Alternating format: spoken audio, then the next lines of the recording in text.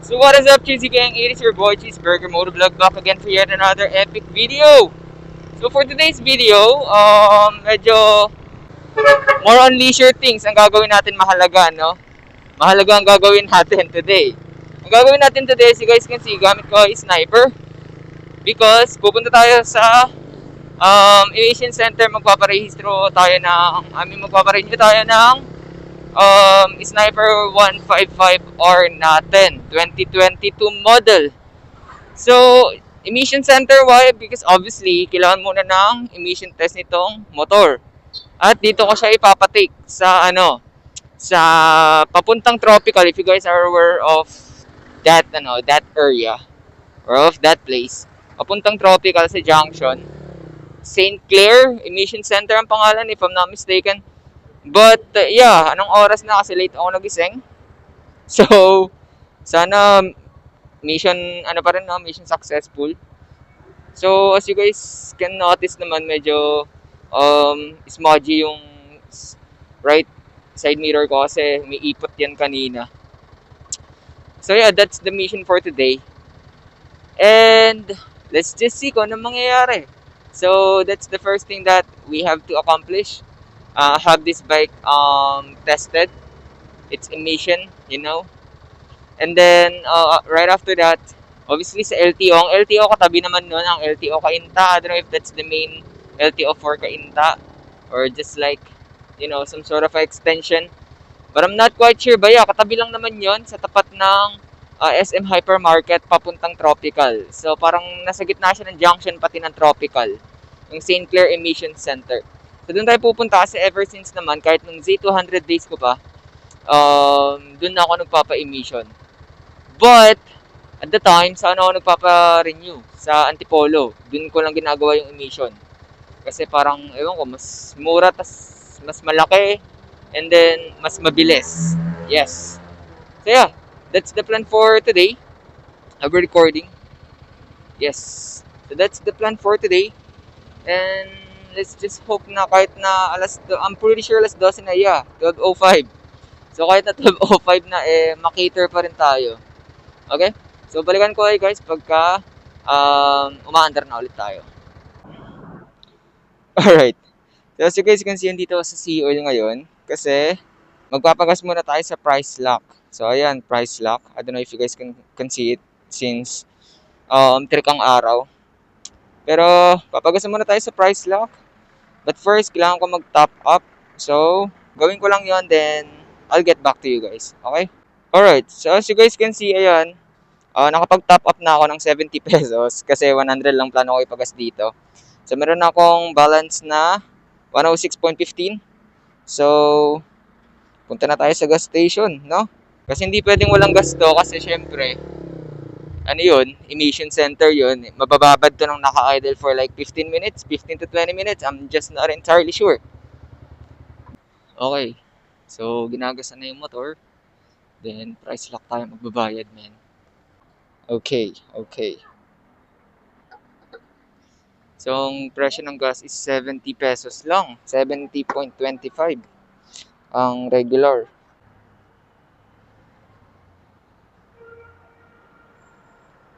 So, scan lang natin to. Piliin natin tong balance natin. Then, itatype natin yung 100 na pinagas natin. Obviously, wala tayong voucher. Ayan. Tapos, pay with lock, QPay. Ayan. Salamat. So, ang sa 100 natin, discounted tayo ng 7.12. So, ang nabayad lang talaga natin is 92.88. Perfect. There's nothing left for us to do but to head back on the road. So, let's go.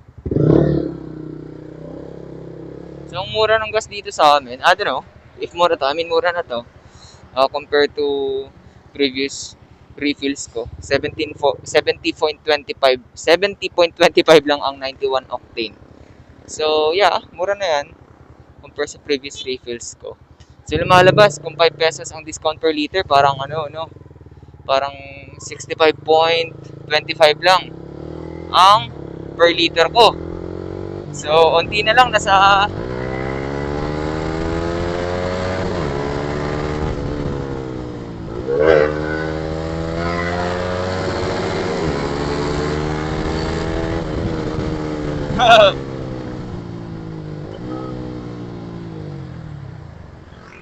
Raider. Okay, so going back. Lumalabas na 65.25 lang ang ano ko, no? Ang per liter ko. So, mura na yun para sa akin kasi yung mga previous refills ko, ano eh, parang 74 ang presyo ng gas nun. I mean, 95 naman yun. This time kasi 91 octane lang pinagas ko. So, may content agad tayo. Di pa tayo nakakalayo, sir. Ang inasanay ako sa ano, sa NK na basta yung shifting ba. Iba yung gear ratio kasi nitong sniper obviously compare sa NK sa NK. So, yeah. Sa bayan tuloy kami ni Raider.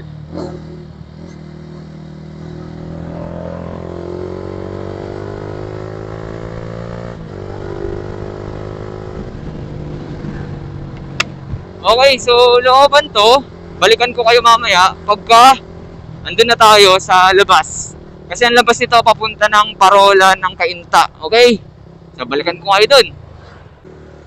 Alright, so as you guys can see, nandito na ako sa Parola. Ang next naman na nito ay intersection, which is what we call it junction, no? And then dire-diretso pa rin hanggang makarating bago tayo lumagpas ng hypermarket. I don't know if supermarket ba tawag nun, no? Hypermarket ng SM. Yeah, basta yung color green na SM na puro grocery. Yun, bago tayo lumagpas doon sa going kanan, andun yung St. Clair Emission Center. Alam ko St. Clair Emission Center ang pangalan eh. But yeah, we've yet to find out kung tama ako.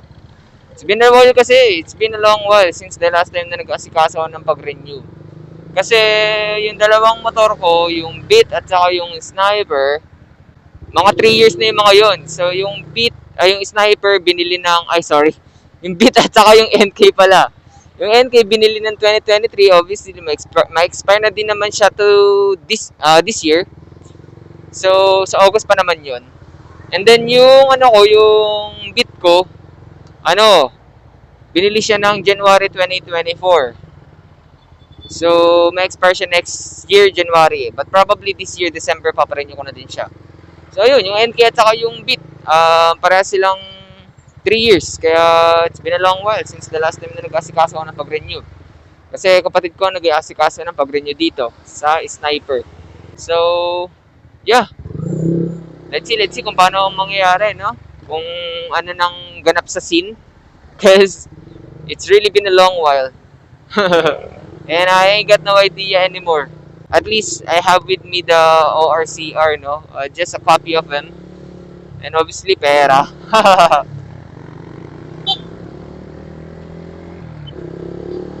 So, yeah. Dire-diretso lang natin to mga idol. Mga idol.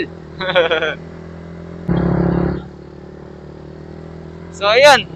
As you guys can see, nakalagpas na tayo ng junction. So ito, pag dinadiretso mo ito hanggang dulo, Santa Lucia and Tropical kung tawagin.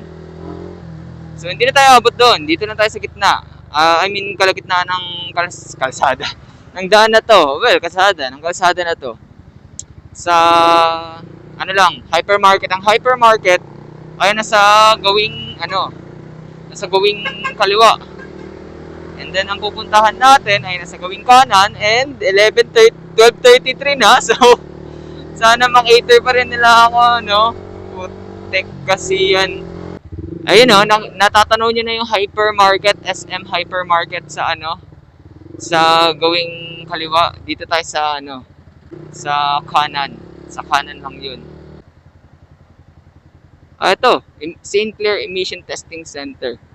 Yun nga natin.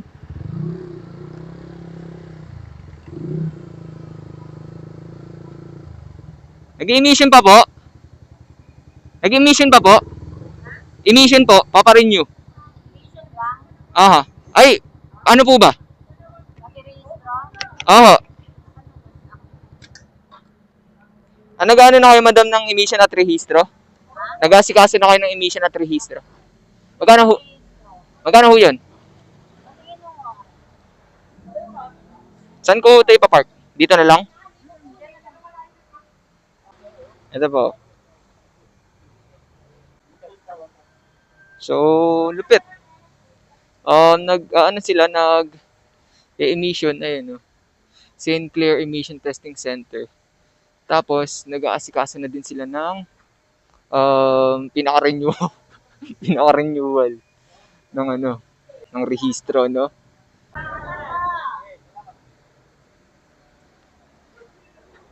Balikan mo bukas ng Alas 10 po, no? Alas 10. ka ba? Dito lang ho, sa Taytay. Pwede naman mamayang hapon. Mayang hapon, mga anong oras po? Iwanan ko po itong motor? Hindi, Ay, dadalhin mo na kayo iwanan. Ako yung online ng iwanan mo. Balikan mo mamaya. Okay.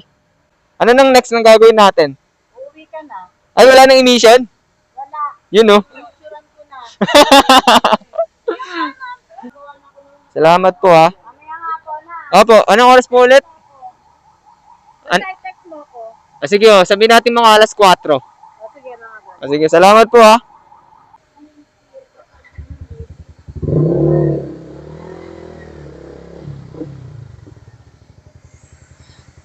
Okay. Putang ina, just like that. Okay. So, ayun, going back. Ka-cheesy, aking cheesy gang. Sinigang. May wala na-realize yun, yung cheesy gang, katulog ng sinigang. Or, it's just I'm hungry. Anyway, ang lupit, no? Tanga na 19 ko, wala na akong gagawin, par. So, ayun na nga. Ang lupit talaga ng LTO, para lang kami naglolokohan ng putik. I mean, for me, okay din naman. Okay na din na nagbayad ako ng, tawag dito, 1,900 para sa pagpaparenew kasi 550 ang emission, no? Ang emission ng motor. So, I don't know kung magkano ang pinakapagpaparehistro dun sa loob, sa LTO. You guys can comment down kung magkano pagka ako yung nag-asikaso. Pero wala naman kasing mali dito sa motor, no? So, ang gamit ko naman pipe ay MBR1, which is DTI approved naman. So, walang mali dito sa motor at saka it's within the decibel, threshold, no? Na inaalo ng LTO. Wala na din problema doon sa 19 kasi that would last me another year naman di ba? So, yeah. Akala ko may content tayo for today na parang, alam mo yun, mga process and all that shit. Pero wala din pala, tol. Akala ko i-emission pa yung motor. Hindi rin pala.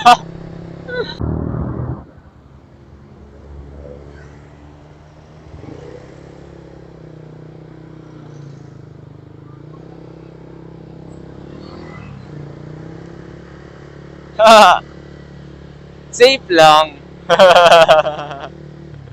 In-start ko agad no?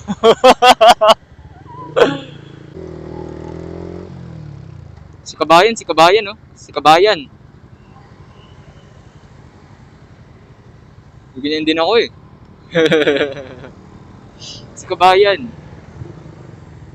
Hindi ko marinig yung tunog niya kasi naka-music ako Tayin natin yung music. Yan na. Arurot na yan. Lilipad na yan. Laki ng NK, no? Ganyan din ako, nakatago lang. Ano yung may-ari nun? Kargado yun. Kargado yung may-ari. Sa Kabayan. Okay. So, I don't know kung paano ko to ipapasok sa vlog na ginawa ko kaninang umaga patungkol nga sa pagpaparenew ng lisensya ng rehistro nitong Sniper 155R namin, no? Pero let's do a time check.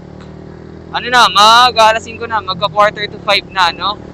So, babalik ako ngayon sa LTO Kasi nga, kukuhain ko yung um, papel. Itong Sniper 155R. Yung, obviously, yung bago niyang or yung newly registered niyang papel. Kukuhain ko yun doon sa Kainta extension ng LTO. Wala na akong ginawa. If you guys have watched the previous clips or like the previous video,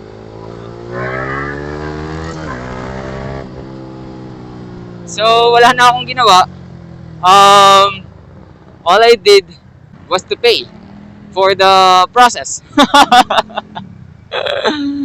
I feel like I got ripped off na hindi. You know what I'm saying? But yeah, wala na akong ginawa. They'll do the rest of the job for me. That very emission center, no? And also that very branch of LTO. They'll do the rest of the job for me. All I did was to pay for the process, and ito na. Nandito na tayo sa second step, sa step 2. Kung saan babalikan na natin yung papeles. Kukuhain na natin siya. We're actually gonna grab it na. So, doon natin siya kukuhain, obviously, no, sa Kainta. Hindi naman pwedeng sa ibang branch ng LTO. Kasi sa Kainta ako galing kanina. Let's go! Anong oras na? Like I said, mag-alas 5 na. So, malapit na mag-closing both LTO at saka yung emission center. So, I don't know. Pero may contact person naman ako doon sa LTO/emission center. So, I believe it's gonna be smooth. So yeah, natatawa pa rin ako.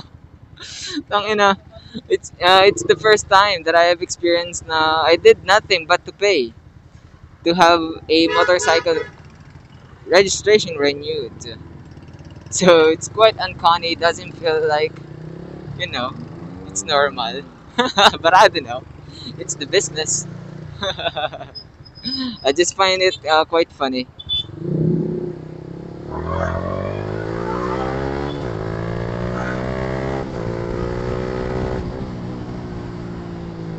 So, dito na ako dumaan kasi walang iya dun sa Tagong Highway 2000 kung aking tawagin, no? Basa. And obviously, hindi ko siya sinama kanina sa vlog. Or, yeah, kanina lang naman nangyari. But I don't know if pag-iwalayin ko yung clip or no. So, dito na ako dumaan sa Manila East Road. Pero kung aming tawagin ay Tikling. papuntang junction. So, itong kahabaan na to ay Ortigas Extension. So, balikan ko kayo mamaya doon sa hindi nagawa na traffic. So, as you guys can see, dito na ako sa LTO. Yan. So, I don't know kung saan ako dito. But we'll see. So, yan. Itong LTO Kainta Extension Office pala ang pangalan nito. So, nasa ng main ng Kainta? I don't know. Hindi na mahalaga yun. Dito na tayo eh. So, balikan ko kayo mamaya pagka naano ko na yung lisensya. Lisensya. Yung rehistro nakuha ko na. Okay? Okay o. Punta po ako sa dulo.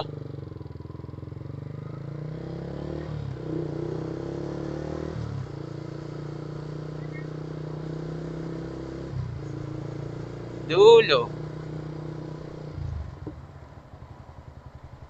Kakaliwa po, no? Sa dulo ho, kaliwa.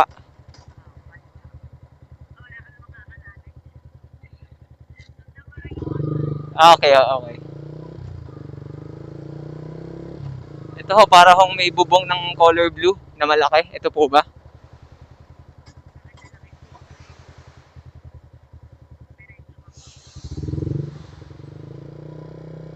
Dito na po ako sa emission. Ito. Oo. Andun na po sa kabila.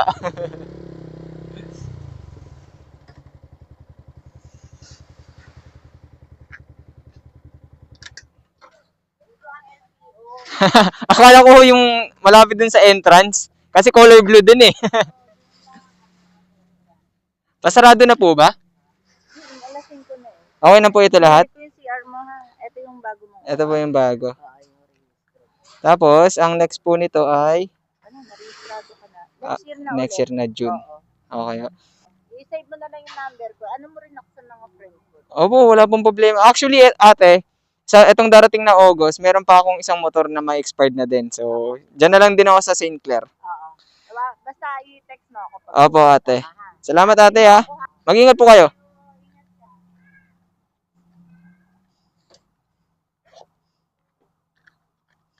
Di ka siya. So, TPL, ORCR na renewed. Tapos, ayun, yun lang naman. So, ano pang kailangan natin gawin? Kundi umuwi at umalis dito. So, buti na lang may plastic ako. Dito ko siya ilalagay. Sa mantagal. Para safe. You know what I'm saying? Okay, so balikan ko kayo once we're back on the road. Okay?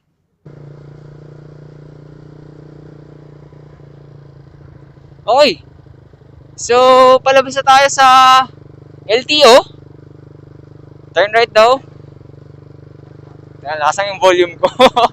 Hindi ko marinig eh. So yeah. Ganun lang ka basic mga tol. That's just how easy, at least for someone who's living here in Cainta or Taytay, that's just how easy, you know guys, to have your vehicle registration renewed. So, I got no other places to go. Ulit. Tulad na sabi ko kanina, the next place to go or to be at ay sa bahay. So, I suppose that is pretty much it for this vlog. If you guys can like, subscribe, share, all of those good stuff. You guys can contribute para sa growth ng channel. I always highly appreciated by Cheeseburger Motovlog. So yeah, that's pretty much it. Just also check our Facebook page, Cheeseburger Motovlog, username Cheeseburger Motovlog 320.